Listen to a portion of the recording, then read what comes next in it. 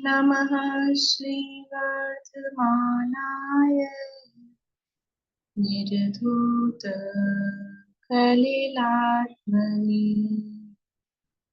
सालोकानां त्रिलोकानां यद्विद्यादर्पणाय ते यद्विद्यादर्पणाय ते सकल पाप मल प्रक्षालक श्रीवर्धमान को करूँ नमन लोकालोक प्रकाशित करने जिनकी विद्या है दर्पण जिनकी विद्या है दर्पण।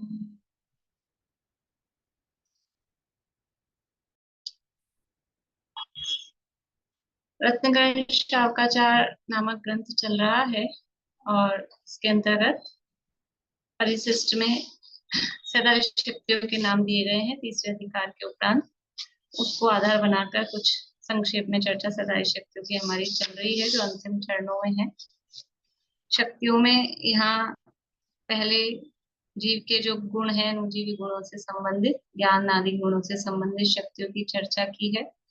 उसके बाद में फिर पर के साथ में क्या उसका संबंध बनता है, तो अकार्य कारणत्व, त्यागोपादान शून्यत्व, परिणाम में परिणाम तत्व, पर से क्या रिलेशन बनता है कि कुछ ग्रहण करता है, नहीं करता है, किसी का काम करता है, कोई इसका काम करता है, इस तरह की जो शक्तियां हैं उनकी बात की। फिर द्रव्य का जो स्वरूप है, अगु लघु उत्पाद व ध्रुव परिणाम शक्ति, वो द्रव्य के स्वरूप को बताने वाली अमूर्तत्व कर्तृत्व इत्यादि जो शक्तियां हैं। फिर उसके प्रदेशों से संबंधित शक्तियों की बात आई, निष्क्रियत्व, नियत प्रदेशत्व, ये प्रदेशों से संबंधित। और फिर कहा कि ये जो द्रव्य है, आत्मा है, ये अपने धर्मों में ही व्याप्त होकर रहता है। तो वो कैसे, कौन से धर्म है कि कुछ साधारण है, कुछ असाधारण है, कुछ साधारण असाधारण है, और कितने हैं ये, तो अनंत हैं। और किस तरह के हैं कि परस्पर विरोधी प्रतीत होते हैं, विरुद्ध धर्मत्व है। फिर उन विरुद्ध धर्मत्व पना जो कहा था, तो उसका कुछ सैंपल बताया, एकत्व अनेकत्व तत्व तत्व इस रूप में। फिर पर्यायों की क्या व्यवस्था रहती है, द्रव्य में पर्यायों को कौन लाता है, कौन हटाता है, कब कौन सी पर्याय आती है, कब कौन सी पर्याय जाती है, इस व्यवस्था को कौन देखता है। कोई भी घर हो, कोई संस्था हो, कोई भी इस तरह का हो, तो वहां जो भी काम होता है, तो ऐसा होता है ना, इस काम को कौन देखता है। तो द्रव्य में पर्याय उत्पन्न होती है, उत्पाद व्यय कहा था, तो उत्पाद व्यय होता है पर्यायों का, तो उसको कौन करता है, तो उसके लिए छह शक्तियां, छह पहरेदार बताए गए हैं कि वो द्रव्य की पूरी पर्यायों की परिणमन व्यवस्था को बताते हैं, उसको सेट रखते हैं, उसके हिसाब से सारा काम होता है। भाव शक्ति, अभाव शक्ति, भाव अभाव शक्ति, अभाव भाव शक्ति, भाव भाव शक्ति, अभाव अभाव शक्ति, ये छह शक्तियों की चर्चा की। तो ये सब शक्तियां बता के कि जो भी द्रव्य की पर्याय है, उसमें बाहरी कोई भी कारक, बाहरी कोई भी कर्ता कर्म करण संप्रदान, वो उसमें नहीं है, उसकी आवश्यकता नहीं है। पर कारकों का, पर द्रव्यों का एकदम निषेध कर दिया, क्योंकि द्रव्य में स्वयं में ही, अपने आप में ही शक्तियां हैं कि वो पर्याय, वर्तमान पर्याय उत्पन्न रूप रहे, आगामी पर्याय या भूत भावी की पर्याय नहीं रहे, फिर जो वर्तमान है वो नष्ट हो जाए, और जो भविष्य की थी वो वर्तमान बन जाए, और जिसको आनी है वही आए, जिसको नहीं आनी है वो नहीं आए, द्रव्य के अनुरूप ही परिणमन हो, अन्य रूप से परिणमन ना हो। ये सारी, यानी पर का पूरी तरह से, पर कारकों का, बाहरी कोई भी जो कारक है उनका एकदम से पूरी तरह से निषेध कर दिया। तो फिर अब जो द्रव्य में पर का तो निषेध हो गया, लेकिन द्रव्य में विकार के कारक, कि विकार को करे, इस तरह की कोई शक्ति है क्या वस्तु में, वो विकारी परिणमन कर सके, उसमें वो विकारी परिणमन का कर्ता हो, कर्म हो, करण हो, संप्रदान हो, अपादान हो, अधिकरण हो, ऐसा कुछ है क्या? या फिर पर पदार्थ उसके कर्ता कर्म करण संप्रदान अपादान अधिकरण हो, ऐसा कुछ है क्या? तो उस संबंधी भ्रांतियों का निराकरण करने के लिए आगे की शक्तियां यहाँ कह रहे हैं। कल हमने चर्चा की थी 39वीं और 40वीं, जो भाव शक्ति और क्रिया शक्ति है। एक बार फिर से थोड़ा सा उसको देख के और फिर आगे बढ़ते हैं। 39वीं भाव शक्ति और 40वीं क्रिया शक्ति। ये तो अंतर समझ में आ गया, जो 33 नंबर पे भाव शक्ति है और जो 39 नंबर पे भाव शक्ति है। 33 नंबर पे जो भाव शक्ति है उसमें कहा था कि द्रव्य अपनी वर्तमान पर्याय से युक्त होता है। और ये 39 नंबर वाली भाव शक्ति है, इसमें क्या कह रहे हैं? इसमें कह रहे हैं कि ये जो द्रव्य है वो कारकों से, यानी उसमें कारकों की अपेक्षा नहीं है, वो कारकों की क्रिया से निरपेक्ष है। 39 वाली भाव शक्ति में क्या कह रहे हैं? कारकानुगत क्रिया निष्क्रांत भवन मात्रमयी, कारकों के अनुसार होने वाली क्रिया से रहित भवन मात्रमयी भाव शक्ति। कि द्रव्य है वो कारकों के हिसाब से जो क्रिया होती है उससे रहित होने मात्र, बस होता है, जो परिणमन है वो होता है, उसमें कारकों की कोई अपेक्षा नहीं है, तो कारकों से निरपेक्ष द्रव्य को बताया है, ऐसी है भाव शक्ति। और इसके साथ में इसके समक्ष दी है क्रिया शक्ति। इस क्रिया शक्ति में क्या कह रहे हैं कि कारकों के अनुसार परिणमित होने रूप भावमयी क्रिया शक्ति है। कि ये जो द्रव्य है वो कारकों के अनुसार परिणमित होता है। तो कारकों के अनुसार होता है कि नहीं होता है, क्या है? तो भाव शक्ति क्या कह रही है? भाव शक्ति में ये कहा जा रहा है कि जो द्रव्य के षट कारक हैं, द्रव्य के षट कारकों में कोई भी ऐसा कारक नहीं है कि वो राग आदि को करे। यानी द्रव्य की जो पर्याय हो रही हैं वो उसका कर्ता राग बने, राग के कारण हो रही है। जैसे पर का निषेध किया ना, पर का निषेध किया, ऐसे ही अब भाव शक्ति में राग का निषेध कर रहे हैं। क्या निषेध कर रहे हैं? कि जैसे पहले कहा 6 शक्तियों में कि कोई परद्रव्य उसको लाने वाला हटाने वाला ऐसा नहीं है, कोई पर नहीं है। तो अब कोई कहे कि राग का कर्ता या राग इसका कर्ता, राग का ये कर्म या राग इसका कर्म, या राग इसका करण या ये राग का करण, ऐसा कोई विकारी पर्याय के षटकारक द्रव्य में है क्या? तो भाव शक्ति में कह रहे हैं विकारी पर्याय के षटकारक भी द्रव्य में नहीं है। भाव शक्ति कह रही है कि जो भी क्रिया है वो होती है, क्रिया हुई, कल आपको कहा था कि जो भी पर्याय, क्रिया या कहो पर्याय कहो, जो भी पर्याय है वह हुई, तो वो हुई अपने आप से हुई। अब होने में उसको किसी ये कर्ता हो कि ये कर्म हो कि ये करण हो, ऐसी कोई अपेक्षा नहीं है। तो कारकों की अपेक्षा से रहित, कारकों से निरपेक्ष पर्याय उत्पन्न होती है। पर्याय को कारकों की अपेक्षा नहीं है, विकार के कारकों की अपेक्षा नहीं है। ये ऐसा कहें कि द्रव्य है उसमें विकार होता है लेकिन वो विकार का कर्ता नहीं बनता है। जो कल अपन ने उदाहरण लिया था कि रोटी जल जाती है तो जलने का कर्ता हम नहीं बनते हैं, क्या बोलते हैं फिर? जल गई। और अच्छी बनती है तो मैंने बनाई। तो ऐसे ही यहाँ पर जो भाव शक्ति में कारकों का निषेध किया है तो विकार संबंधी कारकों का निषेध किया है। आत्मा में कोई भी इस तरह का कारक नहीं है जो विकार को करे। जैसे अपने में कुछ भी, जो भी कमी कमजोरी होती है या कोई भी गलत काम होता है, तो वो गलत काम को हम अपनी पावर नहीं समझते और उसको हमने किया, उसको अपना काम भी नहीं कहना चाहते हैं। वो होता है, किसी को हम खड़े हों और किसी को धक्का लग जाए तो सामने वाला कहे आपने हमें धक्का क्यों लगाया, कि नहीं नहीं मैंने नहीं लगाया। तो फिर क्या होता है? लग गया, पीछे से कहीं से प्रेशर आया था, क्यू में खड़े थे तो लग गया। तो गलत काम का कर्ता कोई भी नहीं बनना चाहता है।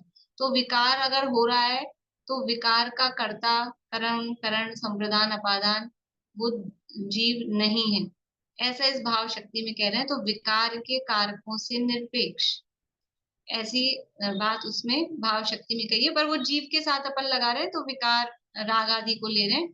अदरवाइज जो शक्ति में जो कहा है कि कारकों के अनुसार होने वाली क्रिया से रहित भवन मात्रमयी, कारकों के अनुसार क्रिया नहीं होती है, वो तो होती है, वो हो रही है, उसका होना, बस वो भाव शक्ति है।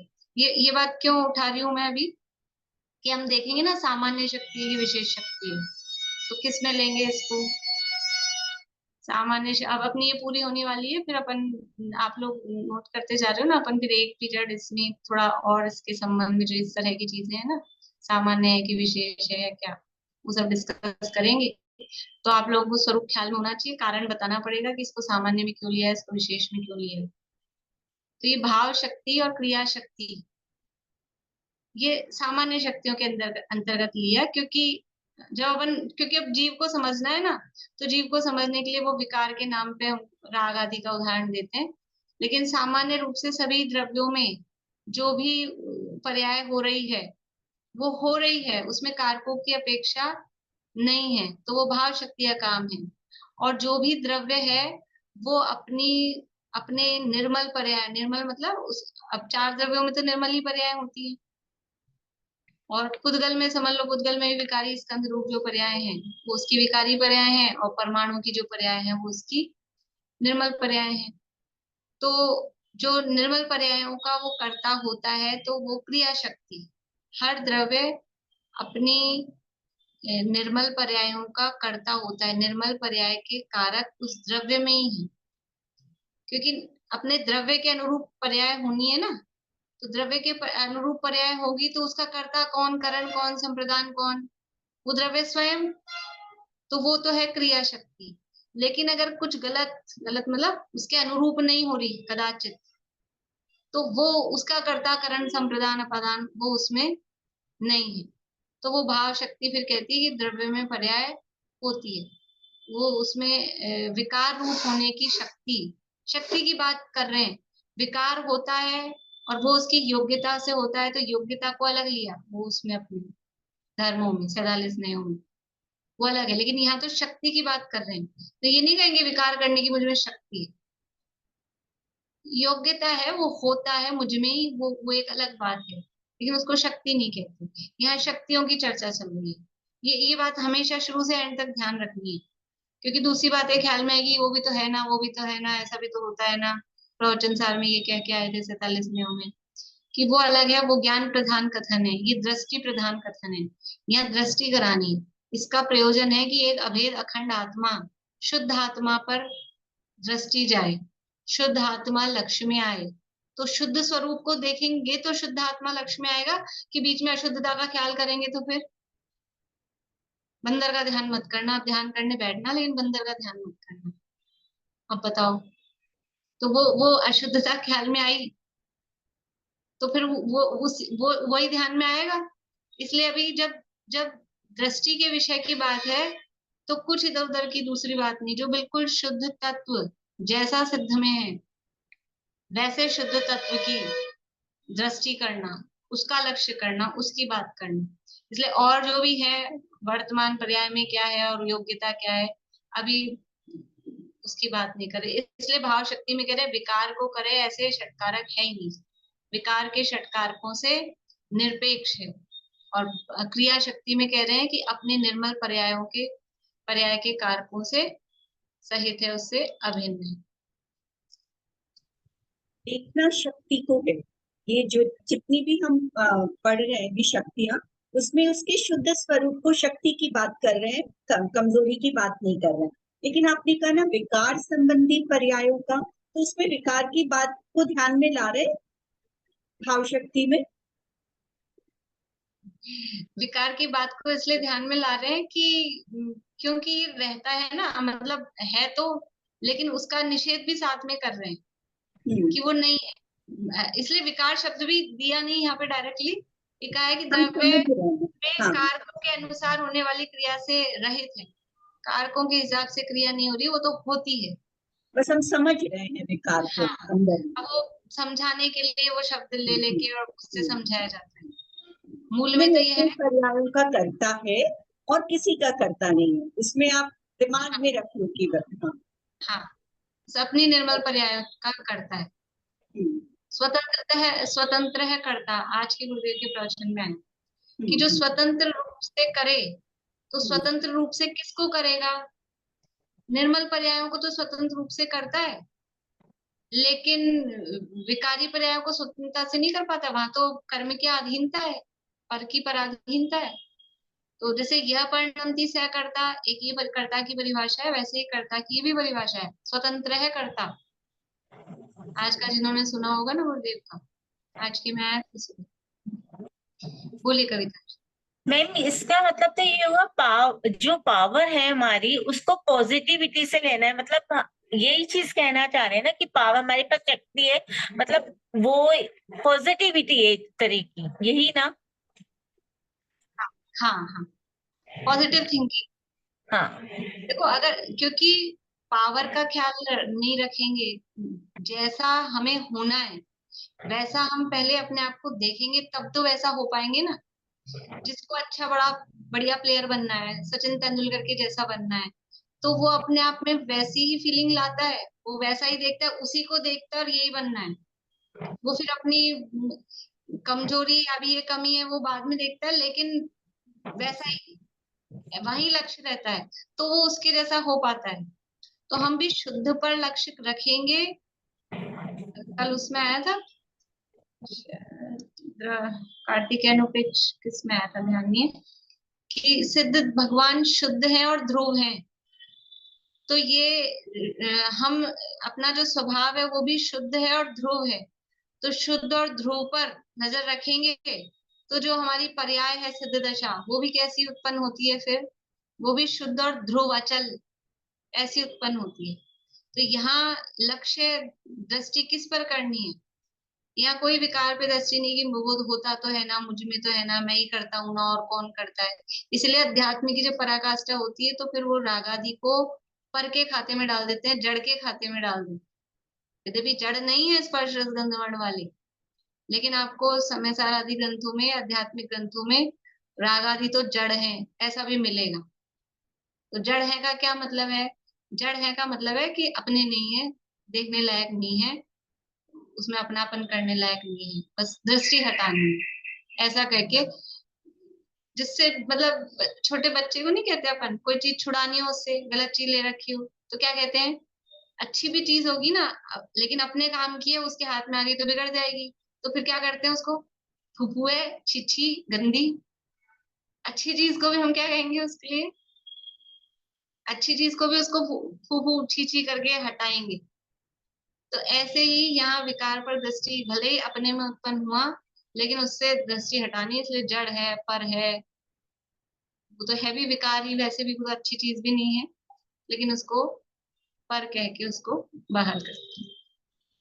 इस तरह से 39 और 40वीं शक्तियों में यहाँ पर ये चर्चा हुई कि विकार का जो विकार के जो कारक हैं, यानी अभेद रूप कारकों में भेद रूप कारकों के अनुसार होने वाली विकारी क्रिया की नास्ती है, और अभेद रूप कारक के आश्रय से होने वाली निर्मल क्रिया की अस्त्री है। ऐसा यहाँ पर कहा है कि जो भी भेद रूप विकार के जो भी कारक होते हैं उसकी यहाँ पर नास्ती है। अब है आगे। अब ये जो कारक, आप कारक कारक की बात कर रहे हो, कारक कारक की बात कर रहे हो, तो फिर ये कारक हैं कौन से?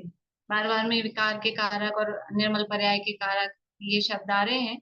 तो अब उन कारकों के संबंध में बता रहे हैं, ये कारक की भी शक्ति स्वयं में, अगर अगर हम भेद रूप कारकों से निरपेक्ष हैं, बाहरी कोई कारक हम में नहीं है, तो फिर हमारे कारक हमारे में है क्या? मुझ में जो क्रिया हो रही है, मुझ में जो निर्मल परिणमन हो रहा है, उसका कर्ता, वो कर्म करण संप्रदान, ये कहाँ से आएंगे? कौन बनेगा?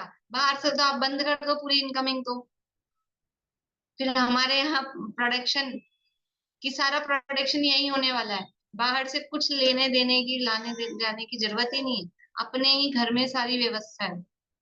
तो ये कारक की शक्तियां बता रहे हैं कि अपनी जो पर्याय उत्पन्न हो रही है उसको उत्पन्न करने के लिए जो चाहिए कारक, वो सब भी अपने में ही है। देखिए 41वीं और 42वीं शक्ति है कर्म शक्ति और कर्तृत्व शक्ति।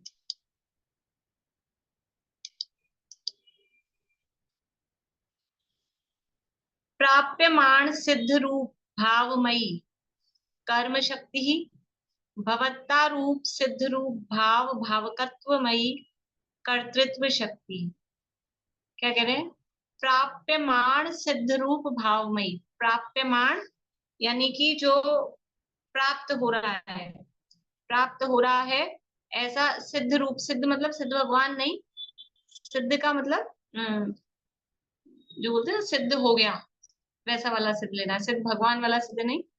तो जो प्राप्यमाण है यानी कि जिसको प्राप्त किया गया है ऐसे भाव मई, वो कर्म शक्ति भी अपन उदाहरण से समझते हैं तो समझ में आ जाएगा। और भवत्ता रूप सिद्ध रूप भाव भावकत्वमयी कि होने रूप, भवत्ता रूप यानी होने रूप जो भाव है उस भाव के भावकत्वमयी वो है कर्तृत्व शक्ति।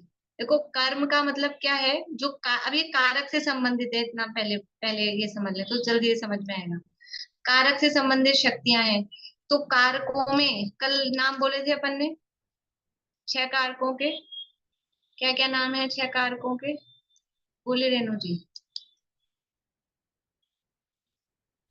कर्ता कर्म करण संप्रदान अपादान अधिकरण संबंध।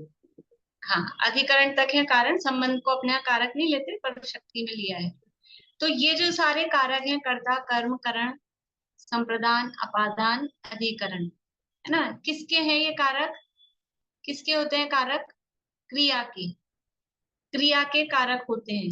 तो पहला है कर्ता, कर्ता मतलब उसको करने वाला, और दूसरा है कर्म, कर्म का मतलब जो कार्य हुआ उसका नाम है कर्म, कर्ता यानी करने वाला, और कर्म यानी जो कार्य हुआ।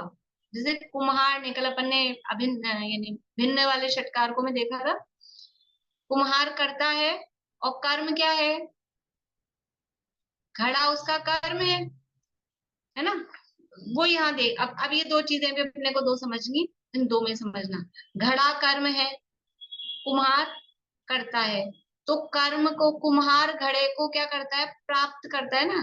कर्ता कर्म को क्या करता है? प्राप्त करता है, वो काम करके वो मिल गया उसको, वो प्राप्त हुआ। वो शब्द याद है प्राप्यमाण सिद्ध रूप भावमयी कर्म शक्ति। कर्म मतलब जो कार्य हुआ है, तो ये कर्म शक्ति कैसी है कि वो प्राप्त होने रूप है, प्राप्त होने रूप की कार्य प्राप्त हो, उस रूप जो है वो कर्म शक्ति, यानी मुझे अपने निर्मल परिणाम, निर्मल कर्म, कर्म मतलब देखो कर्म शक्ति में, अच्छा कर्म शब्द और कहाँ कहाँ काम में आता है? कर्म शब्द और कहाँ कहाँ काम में आता है? बोलिए सुनीता हाँ जी। नो कर्म भाव कर्म द्रव कर्म बढ़िया, द्रव्य कर्म भाव ज्ञानावनादि कर्म। कर्म, हाँ नो कर्म।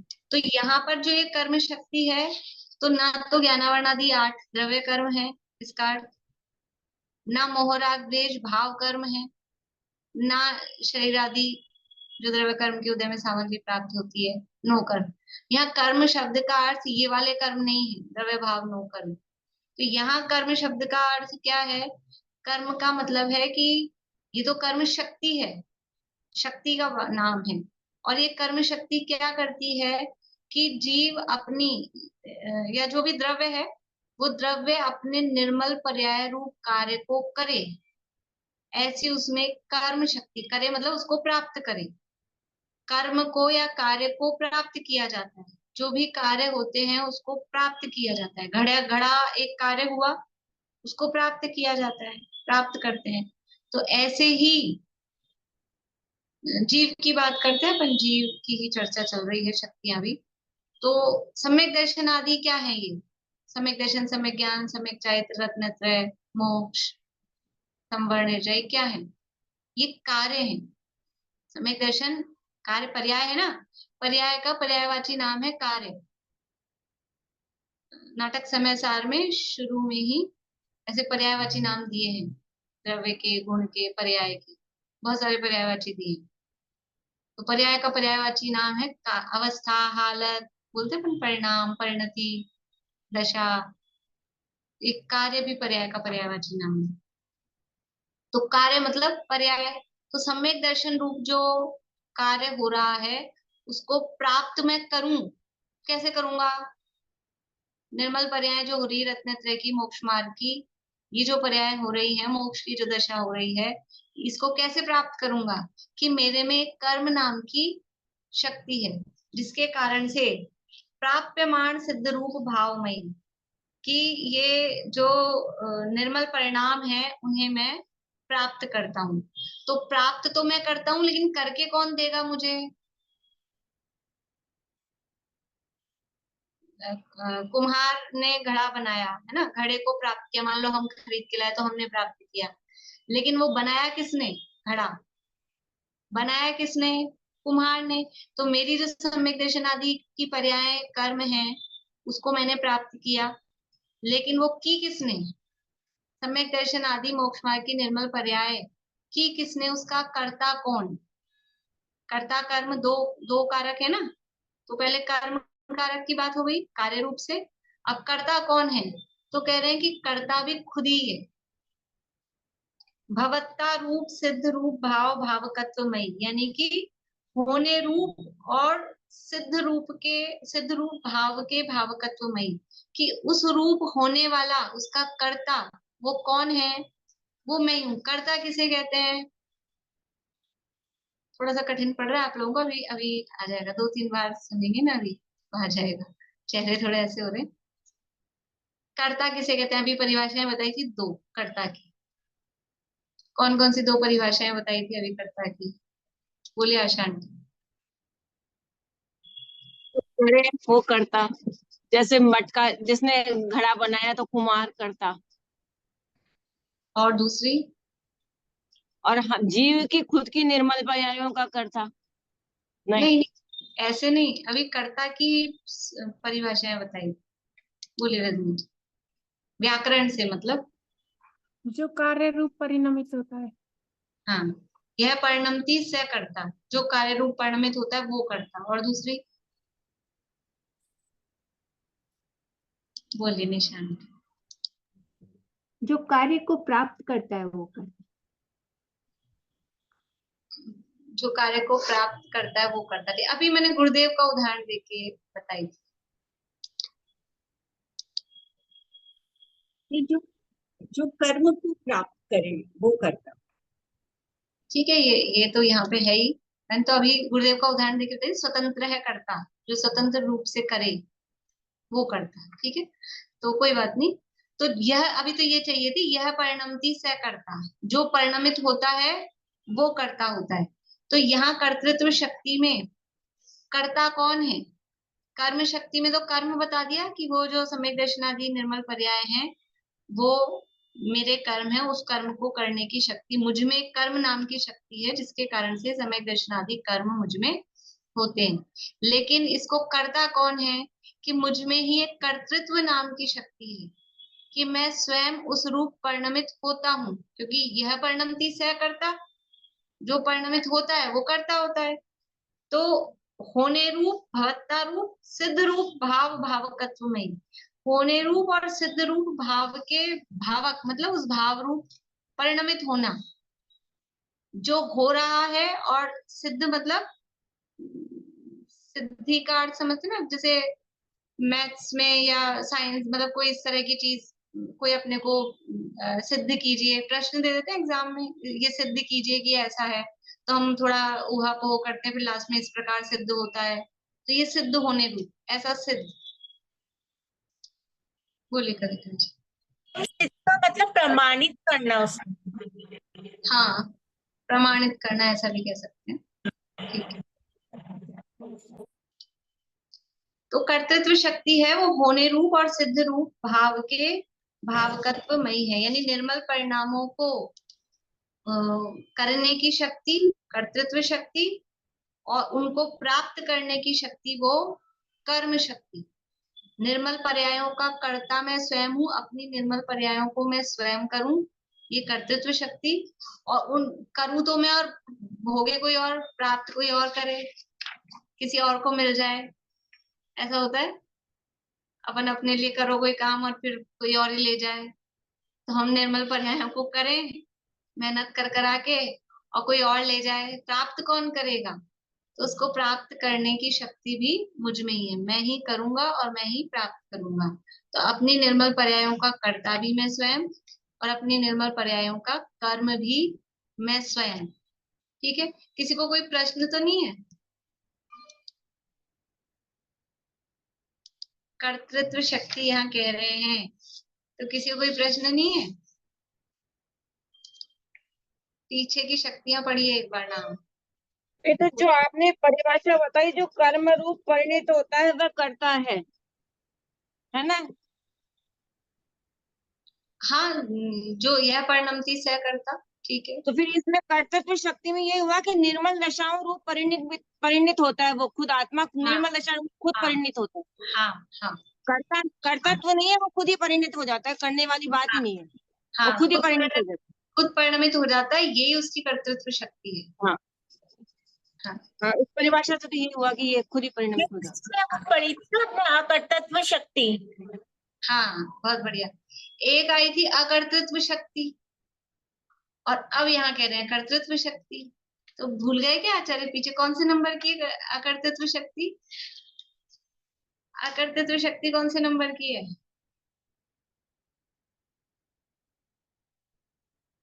बोलिए हीरा जी, कौन से नंबर की है अकर्तृत्व शक्ति? 21 नंबर की। 21 नंबर की।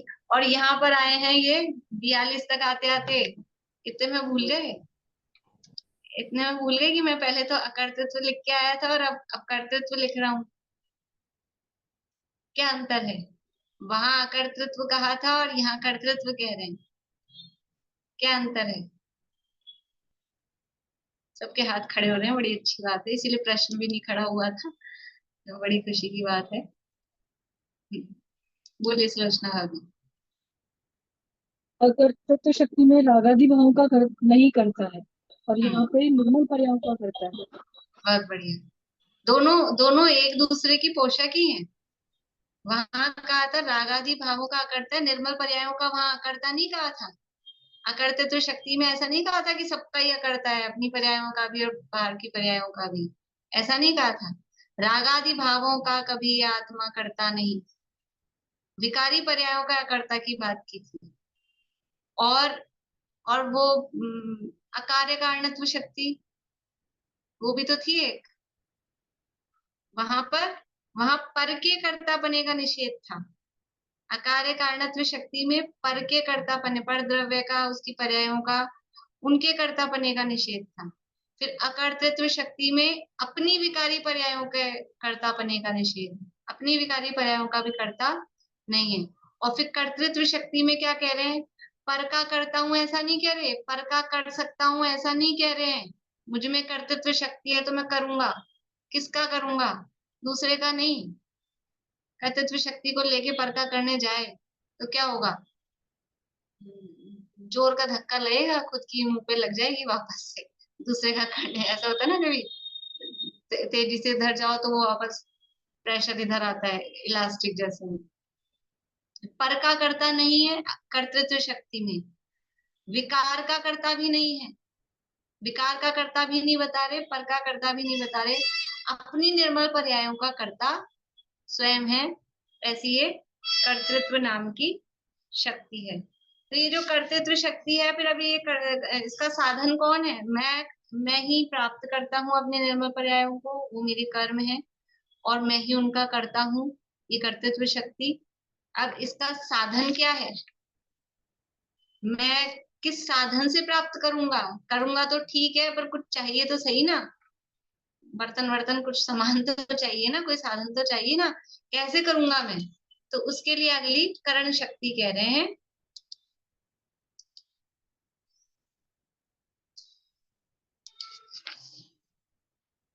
भवद भाव भवन साधक तमत्वमयी करण शक्ति ही। भवत भाव भवन यानी भवत यानी होता हुआ, जो प्रवर्तमान जो चल रहा है, होते हुए भाव भाव के होने में, भवन यानी होने में, भवत भाव होता हुआ जो भाव है यानी जो पर्याय हो रही है उसके भवन होने में, साधक तमत्व जो साधकतम, करण कहते हैं साधकतम मतलब जो उसमें साधन बनता है वो करण शक्ति। तो ये करण शक्ति किसमें है? करण शक्ति किसमें है कि मुझ में ही ऐसी एक करण नाम की शक्ति है कि अपनी जो निर्मल होती हुई पर्याय है ना, निर्मल पर्याय, उन होती हुई निर्मल पर्यायों का साधन मैं स्वयं ही हूँ। साधे स्वयं से स्वयं को, अतएव साधन है यही, कोई दूसरे बाहर के साधन की आवश्यकता नहीं। बिल्कुल यानी जो ऐसा है ना दूसरों का मुंह ताकने की वृत्ति, पर का लक्ष्य, बिल्कुल उसका निषेध है कि बाहर कहीं देखने की जरूरत ही नहीं। पर की आस करे क्यों मूर्ख, तू कहीं बातें अधूरा, हे प्रभु तू सब बातें पूरा। सारी शक्तियां अपने में ही है, अपना कर्ता स्वयं, कर्म स्वयं, करण स्वयं। शॉर्ट में तो ले लेते हैं अभी अपन सारी, टाइम अपना हो गया, फिर थोड़ी विशेष चर्चा कल और कर लेंगे, और टाइम रहेगा तो कल ही अपन फिर इसमें से सामान्य विशेष भी देख लेंगे, आप लोग देख के आना। फिर ये कर साधन स्वयं है, तो कर किसके लिए रहा है, देगा किसको? ये निर्मल पर्याय किसको देगा? जैसे कुम्हार घड़ा बना के पानी पीने वालों को देता है, अपने को देता है, तो हमारी निर्मल पर्याय हो रही है, हम किसके लिए कर रहे हैं, किसको देंगे? तो कह रहे हैं संप्रदान भी स्वयं है, अपने आप को ही देता है। अच्छा, कहाँ से निकलती है ये पर्याय, कहाँ से निकलती हैं? तो अपादान कौन है? अपादान मतलब किसमें से आ रही है ये? तो अपादान भी स्वयं ही, स्वयं में से ही ये पर्याय उत्पन्न होती हैं। और किस आधार पर उत्पन्न होती हैं? बेस क्या है? बेस क्या है कि आधार भी स्वयं ही है। इस तरह से ये अपने षट कारक, अपनी पर्याय के होने के छहों कारक अपने में ही है, अपने में ही है, अपने से अभिन्न है। ये अभिन्न षटकारक की बात है, भिन्न षटकारकों का निषेध वहां भाव शक्ति में करके आए थे। ये अभिन्न षटकारकों की बात है, और ये अभिन्न षटकारक क्रिया के अपने में ही है। इस तरह से ये 47 शक्तियों की चर्चा यहाँ है। थोड़ी सी कल इनकी बुक पढ़ के अपन और संबंध शक्ति की ओर रह गई है, ये चर्चा कल अपन करेंगे, अभी नहीं पूरा करते हैं। कल आप लोग देख के आना, वैसे तो अपन ने चर्चा कर ही ली बीच बीच में सामान्य और विशेष शक्तियों की, फिर भी एक बार आप लोग और ओवरऑल देख के आना, अपन डिस्कस करेंगे। जी।